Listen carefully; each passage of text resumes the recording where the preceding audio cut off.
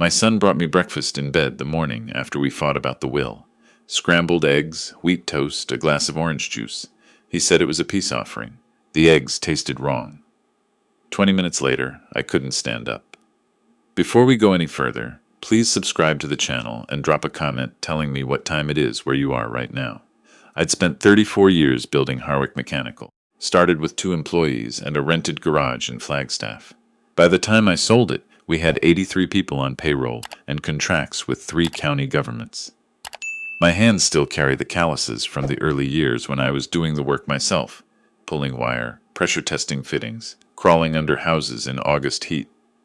My wife Lorraine used to joke that I married the business before I married her. She wasn't entirely wrong, and she forgave me for it anyway. Lorraine died 4 years ago, pancreatic cancer, 6 weeks from diagnosis to the end. She was 61 years old, and she never complained once. Not about the pain, not about the timing, not about anything she was leaving behind. The morning she died, I held her hand for 2 hours after she was gone because I didn't know what else to do with myself. After that, the house got very quiet. My son Chet moved back in 8 months later. He was 38 at the time, recently divorced, and said he needed a fresh start. I told him he could stay as long as he needed. That's what you do. He came with 2 suitcases, and within 3 weeks his girlfriend Paulette was spending most nights there too. Within 2 months she'd moved her things into the spare bedroom and started rearranging my kitchen. I didn't say much about it. I was still learning how to live alone, even with people in the house. Lorraine's photograph was on the mantel. Her reading glasses were still on the nightstand because I hadn't been able to put them away. Paulette moved the photograph to a bookshelf in the hallway. She said the mantel needed visual balance. I moved it back without saying anything. The next day it was on the bookshelf again. I left it there that time. The money conversation started small, the way those things always do. Chet mentioned in passing that he was having a rough quarter. His landscaping business had lost 2 commercial contracts.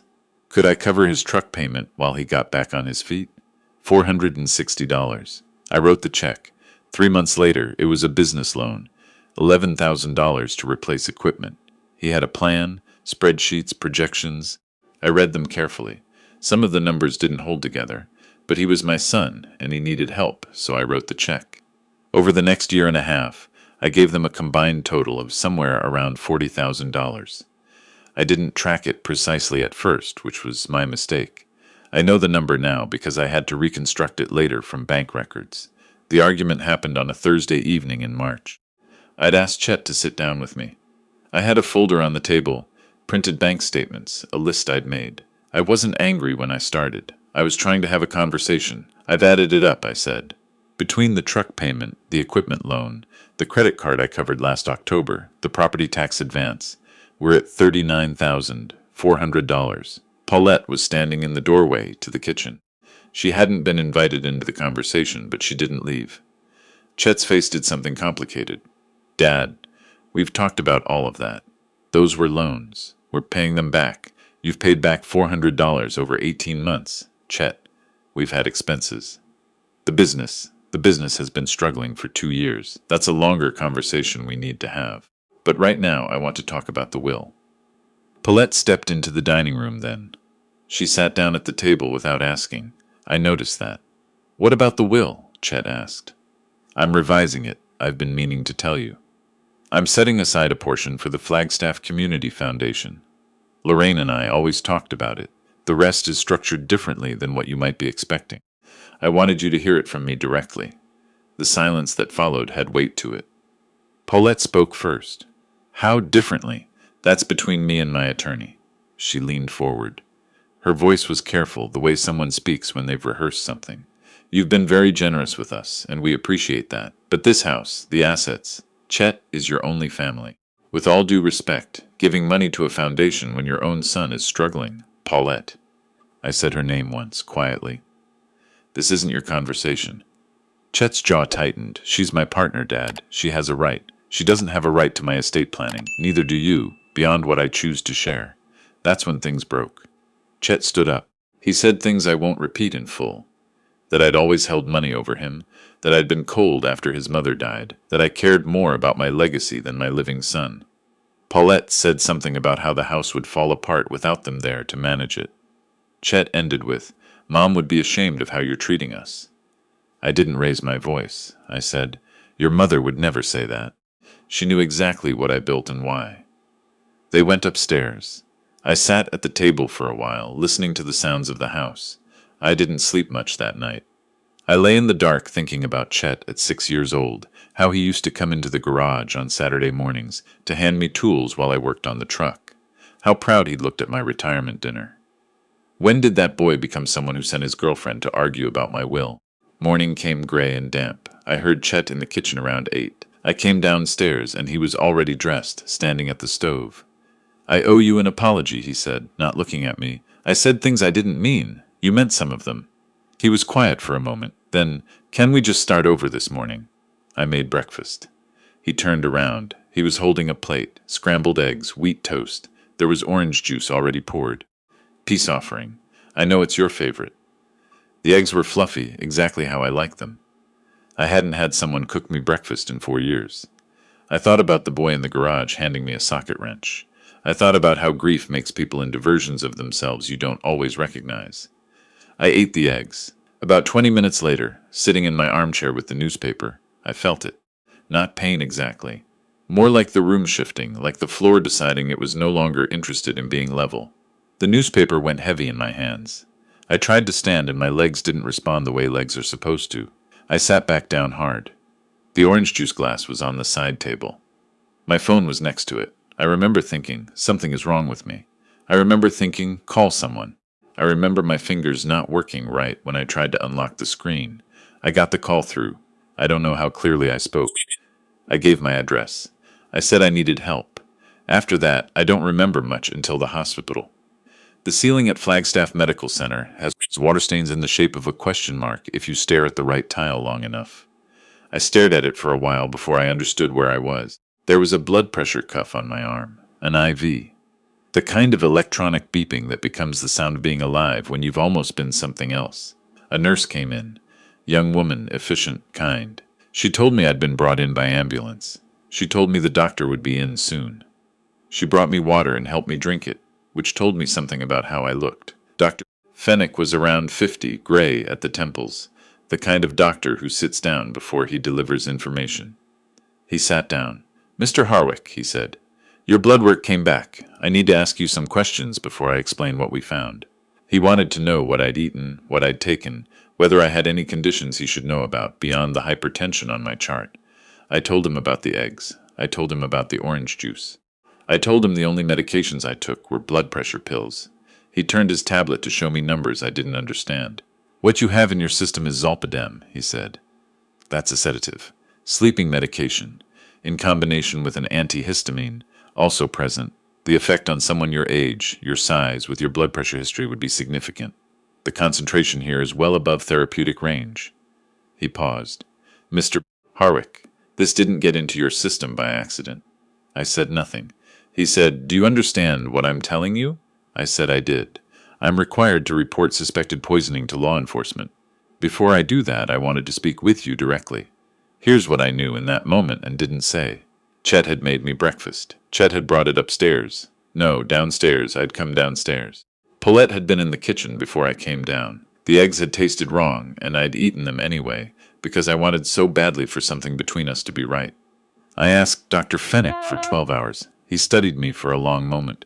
"I'll document this conversation," he said. 12 hours. I nodded. My jaw hurt from clenching it. Chet and Paulette arrived 2 hours later. They came in looking appropriately panicked. Paulette had been crying, or had done a good enough job to make it look that way. Chet held my hand and said he'd been so scared when he found me. He described calling 911. He described following the ambulance. I watched them both very carefully. When the nurse had stepped out, I said, "They think it might be a reaction to something I ate." Chet nodded immediately. Too immediately. "That makes sense. You've had stomach sensitivity." They mentioned the orange juice. Paulette's hand, which had been resting on the bed railing, tightened. Just slightly. Just for a second.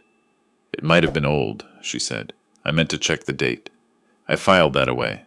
"I'm just glad." "You're okay," Chet said. His voice was steady and his eyes were wet.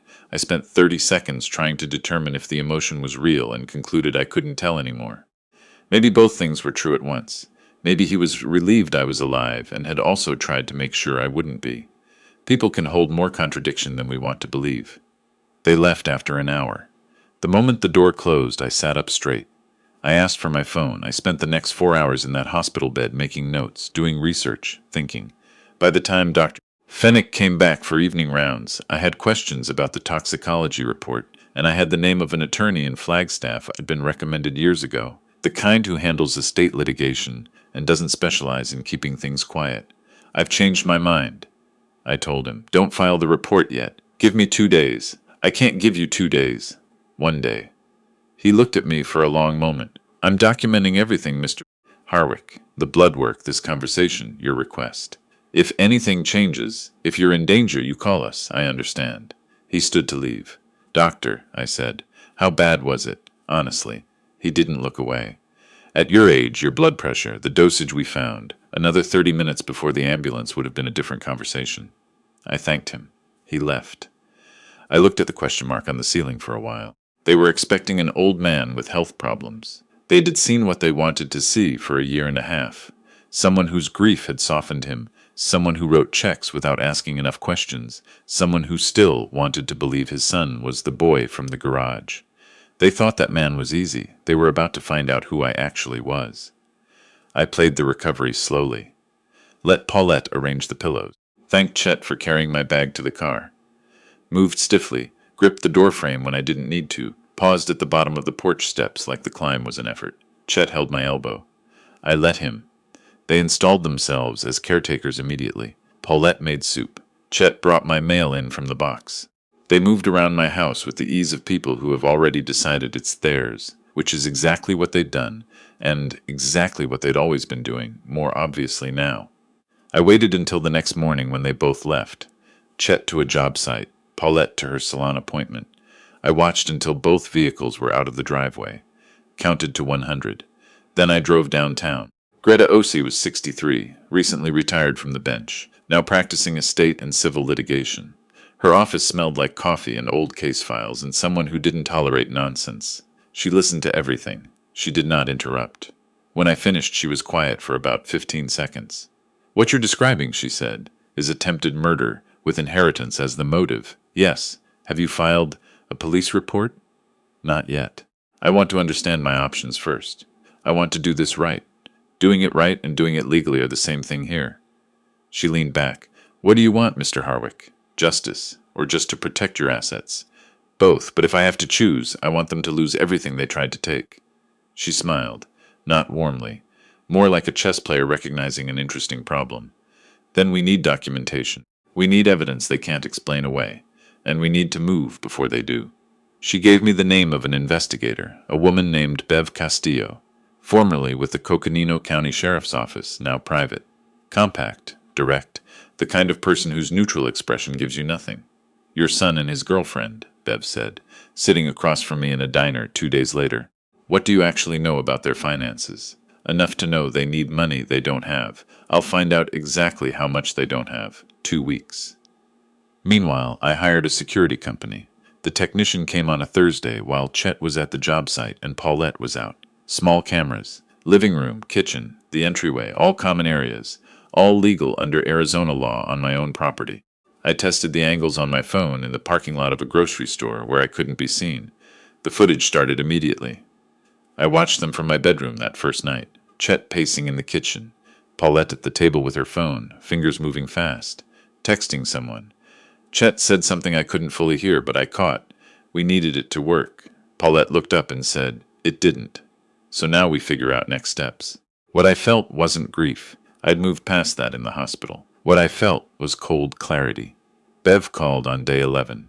The numbers are ugly, she said. Your son has $62,000 in personal debt, 2 failed business loans, credit cards, a judgment against him from a vendor dispute. Paulette has another $28,000. Between them, they're running about $3,000 a month short of their expenses. They've been juggling minimum payments for at least 8 months. How are they doing that? They're not, really. 2 accounts are already in collections. Send me everything. The full report was 40 pages. I spread it across my desk at midnight, read it twice, made notes in the margins. These 2 people had been drowning for the better part of a year. They'd been living in my house, eating my food, accepting my checks, while calculating, at some point that I couldn't pinpoint but knew had happened, that I was worth more to them gone than present. I didn't sleep. I kept thinking about the eggs. The fluffy scrambled eggs and the folded dish towel on the tray, and Chet saying it's your favorite in a voice that sounded like my son. 3 days after Bev's report, Greta and I sat in her conference room with a notary and 2 professional witnesses. I'd revised the will entirely. A charitable fund in Lorraine's name, the Lorraine Harwick Memorial Fund, administered through the Flagstaff Community Foundation, would receive the house and the substantial portion of liquid assets. A smaller bequest to my nephew Gordy out in Tempe, who'd never asked me for anything and who still sent birthday cards. Nothing for Chet, nothing for Paulette. The memorandum attached to the will was 5 pages. Dates. Dollar amounts. The toxicology report. Dr. Fennick's assessment. My own account of the morning, written in full. I signed steadily. No tremor. The notary sealed it. On my way home, I stopped at a copy shop. Made 3 copies of the signed will. One for Greta, one for a safe deposit box at a bank branch on the other side of town, one for my briefcase. The briefcase I left on the kitchen table that evening, latched but not locked, with the corner of the will just visible at the edge. Staged. Deliberate. I went to my bedroom and waited. Paulette came home first. I heard her footsteps, the refrigerator, the routine sounds. Then a pause.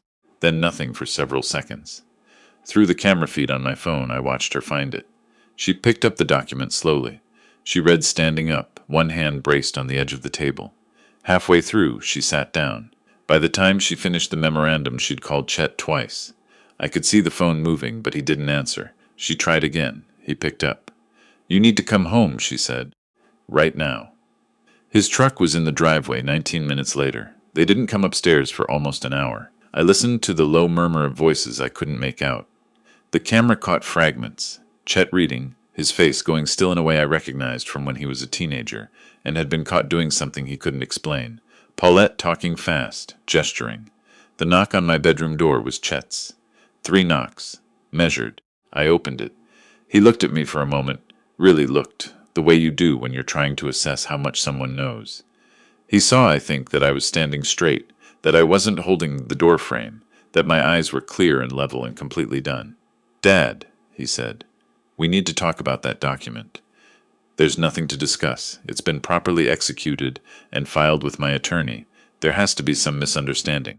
After everything, I agreed. After the truck payment and the equipment loan and the credit card and the $40,000. After the eggs." He went still. Paulette appeared behind him in the hallway. Her voice was careful and controlled.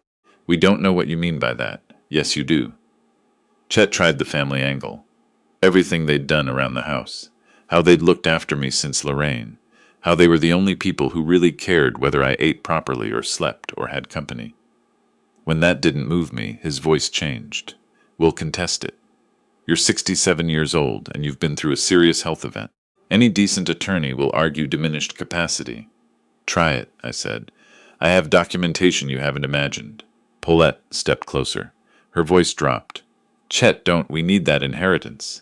He was almost talking to himself. "We're underwater without it." "I know exactly how far underwater you are," I said. "I know about the 62,000 and the collections and the judgment from the vendor. I know about all of it." The silence that followed was complete. Then Paulette said, very quietly, "You had us investigate." I did. Chet looked at his hands.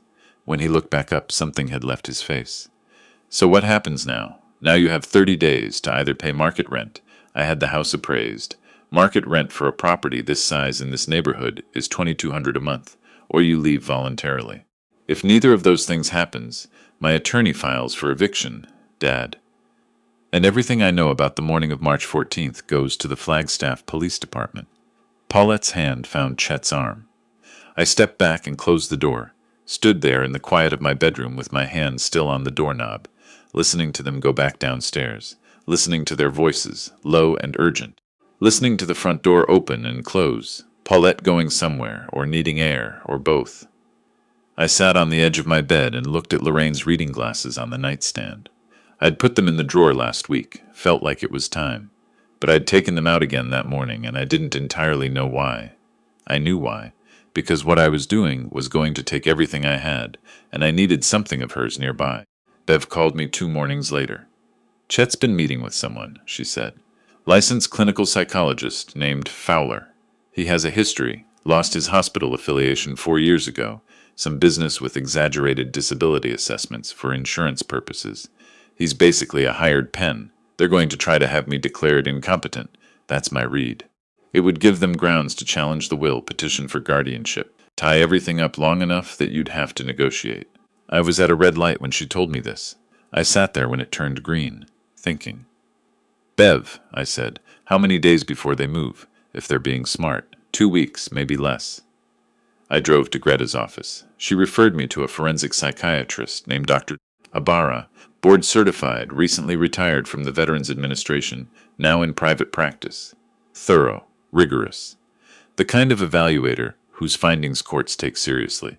I want a full competency evaluation, I told him at our first session, the most comprehensive you do.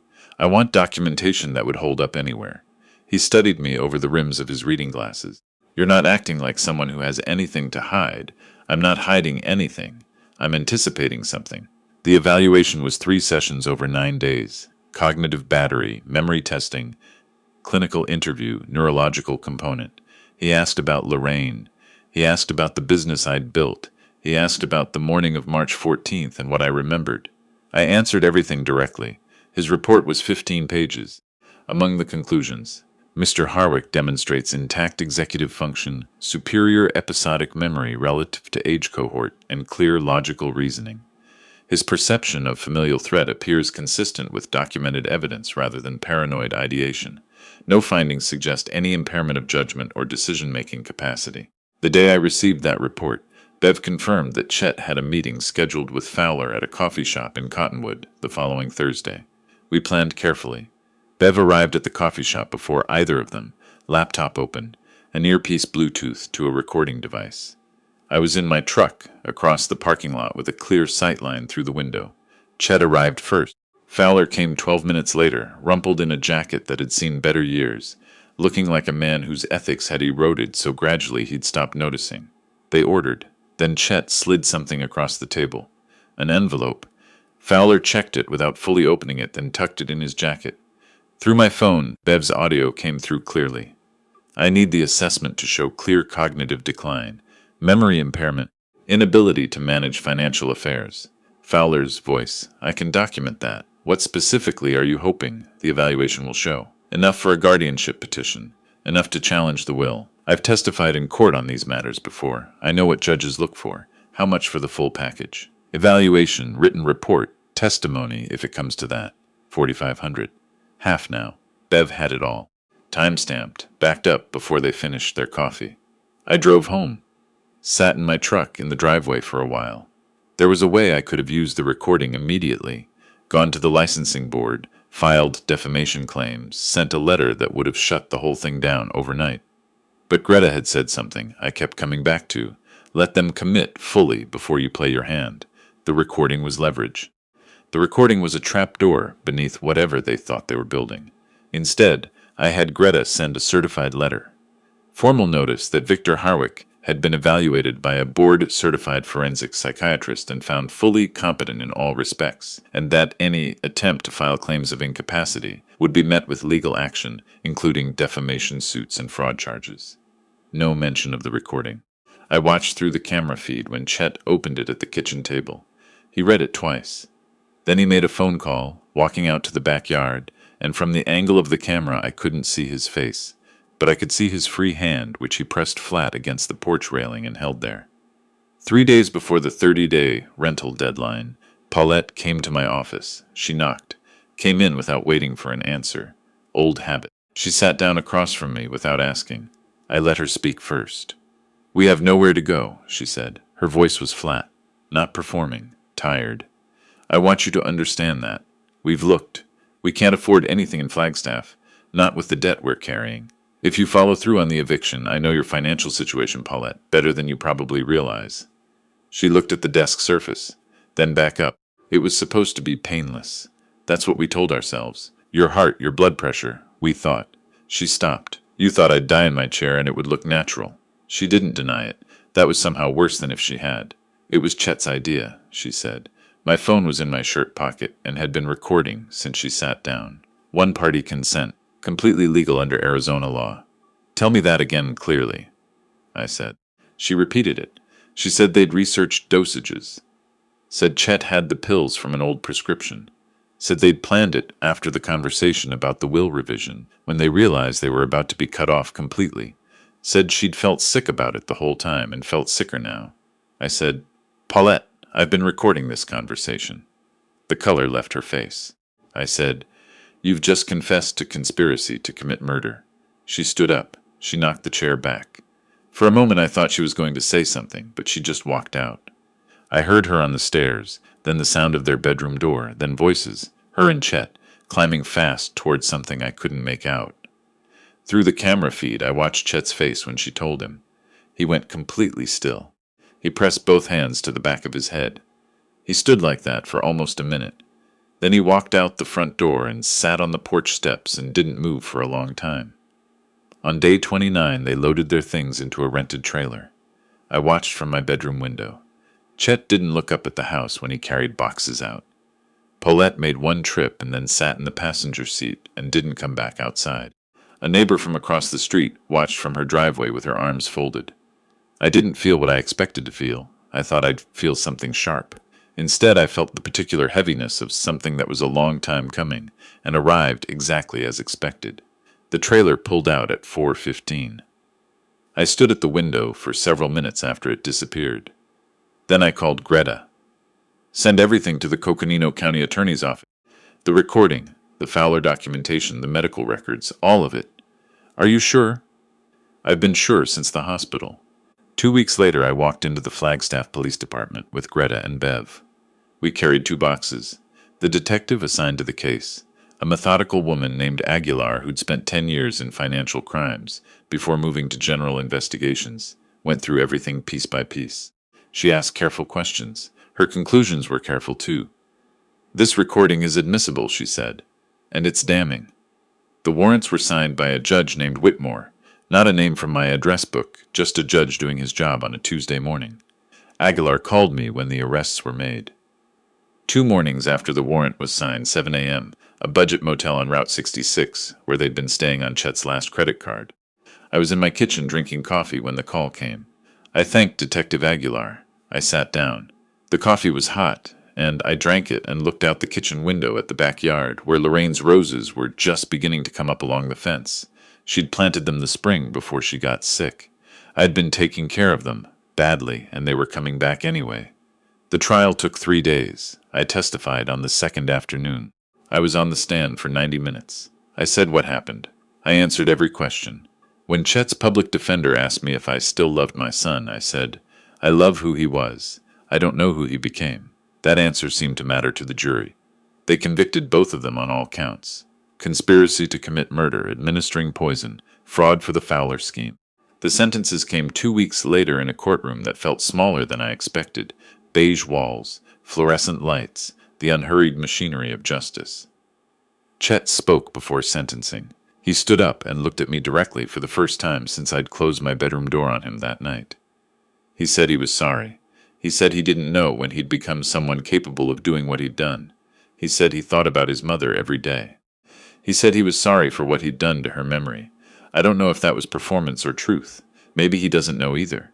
Paulette said less. She said she'd made choices she couldn't take back and would spend the rest of her life understanding why. The judge sentenced Chet to 14 years. Paulette to 11.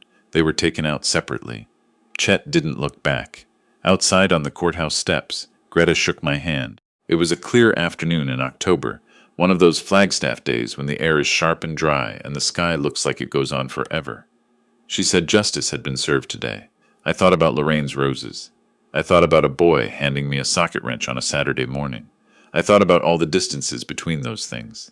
It was, I said. I drove home alone.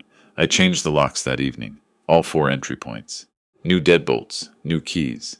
The physical act of it felt important, each lock a period at the end of a sentence. Gordy drove up from Tempe the following weekend.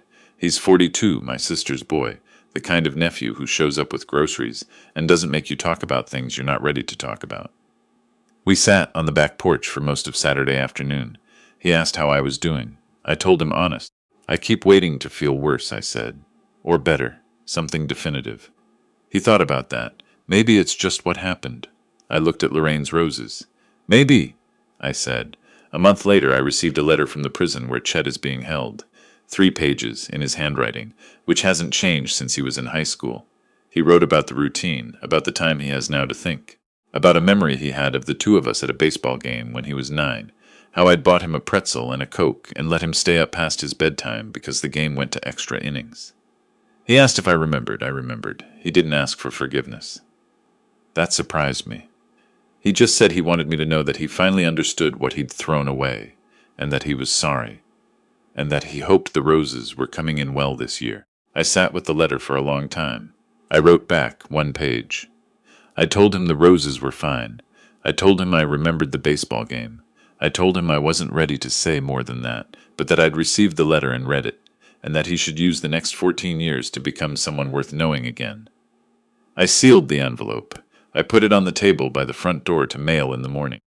Then I made myself dinner, ate it at the kitchen table, and listened to the quiet of the house, which was different now from the quiet after Lorraine died. That quiet had been empty.